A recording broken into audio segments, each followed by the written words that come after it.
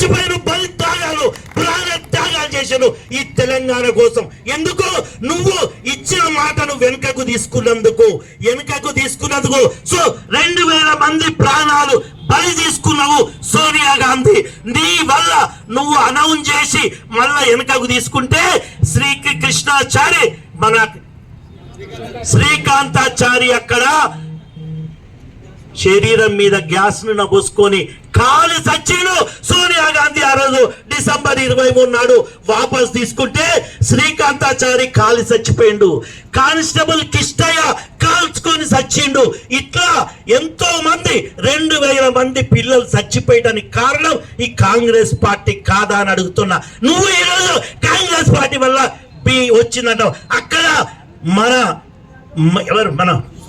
Sushma స్వరాజమ్మ BJP నాయకురాలు Sushma స్వరాజమ్మ parliament లో ఎలుగెత్తి గొంతెత్తి పిల్లలారా, యువతి యువకులారా, మేమున్నాం భారతీయ జనతా పార్టీ, మీకు ఎవ్వరు కూడా ఆత్మ బలిదానాలు చేసుకోవద్దని ఆ రోజు నాడు పార్లమెంట్ లో హామీ ఇచ్చింది మా అమ్మ సుష్మా స్వరాజమ్మ వల్ల ఈ రోజు తెలంగాణ వచ్చింది. బీజేపీ వల్లనే తెలంగాణ వచ్చిందని రేవంత్ రెడ్డి గారికి చెప్తూ, ప్రజలారా ఈ కాంగ్రెస్ ను టిఆర్ఎస్ ను నమ్మకండి. కాంగ్రెస్ చెప్పినటువంటి 6 గ్యారంటీలు కాదు, అవి 6 మోసాలు. అందుకే మహారాష్ట్రలో కూడా ఇవే చెప్పి గెలుద్దాం అనుకున్నారు. అక్కడ దెబ్బ కొట్టారు కదా అంటే ఇక మళ్ళా జన్మల లేవరు మహారాష్ట్రలో మొత్తం బీజేపీ గెలిచింది. అక్కడ సేమ్ ఇదే ఫార్ములా. ఇక్కడ ఎట్లయితే అబద్ధాలు చెప్పి గెలిచిండ్రో అదే విధంగా మహారాష్ట్రలో కూడా గెలుద్దామని చెప్తే మేమందరం మా నాయకులందరం పోయి చెప్పారు. తెలంగాణ కూడా గిట్లే చెప్పారు. ఎక్కడ కూడా అమలు చేయలేదని చెప్పగానే మహారాష్ట్ర ప్రజలు నమ్మిండ్రు.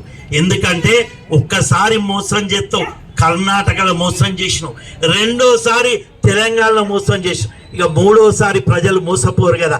అందుకే మహారాష్ట్రలో దెబ్బ కొట్టిండ్రు కాంగ్రెస్ కదా. ఇక మళ్ళీ లేచేటట్టు కూడా లేవకుండా కొట్టిండ్రు. కాబట్టి ప్రజలారా, తెలంగాణలో కూడా భవిష్యత్తులో భారతీయ జనతా పార్టీ గెలిస్తేనే ఇప్పుడు రాబోయే గ్రామ పంచాయతీ ఎన్నికలు కావచ్చు, ఎంపీటీసీ ఎన్నికలు కావచ్చు, జెడ్పీటీసీ ఎన్నికలు కావచ్చు, మన పరకాల మున్సిపాలిటీ కావచ్చు, భారతీయ జనతా పార్టీకి అడ్డా. పరకాల అంటేనే భారతీయ జనతా పార్టీకి అడ్డా. భారతీయ జనతా పార్టీకి అడ్డా విశ్వ హిందూ పరిషత్. భారతీయ జనతా పార్టీ అడ్డా ఆర్ఎస్ఎస్ స్వయం సేవక్ సంఘ్. ఎక్కడ పుట్టిందంటే ఇక్కడ. ఏబీపీ ఎక్కడ పుట్టిందంటే పరకాల గడ్డ మీద. సో కాబట్టి ప్రజలారా, మళ్ళా పూర్వ వైభవం జంగారెడ్డి గారు, ఒంటేరు జైపాల్ గారు ఎప్పుడో మన దగ్గర ఇక్కడ గెలిచి వాళ్ళు ఇచ్చినటువంటి అభివృద్ధి ఇప్పటి వరకు పరకాల నియోజకవర్గంలో ఉన్నది. ప్రజలారా, ఆ పూర్వ వైభవం మన పరకాల నియోజకవర్గం రావాలంటే భవిష్యత్తులో వచ్చే ప్రతి ఎన్నికల్లో భారతీయ జనతా పార్టీ కాషాయ జెండాన్ని గెలిపించాల్సిందిగా కోరుతూ మళ్ళొక్కసారి మీ అందరితోటి గట్టిగా భారతీయ జనతా పార్టీ జిందాబాద్ అనాలే, బీజేపీ జిందాబాద్ అనాలే. భారత్ బీజేపీ జిందాబాద్, బీజేపీ జిందాబాద్. నరేంద్ర మోడీ గారి నాయకత్వం.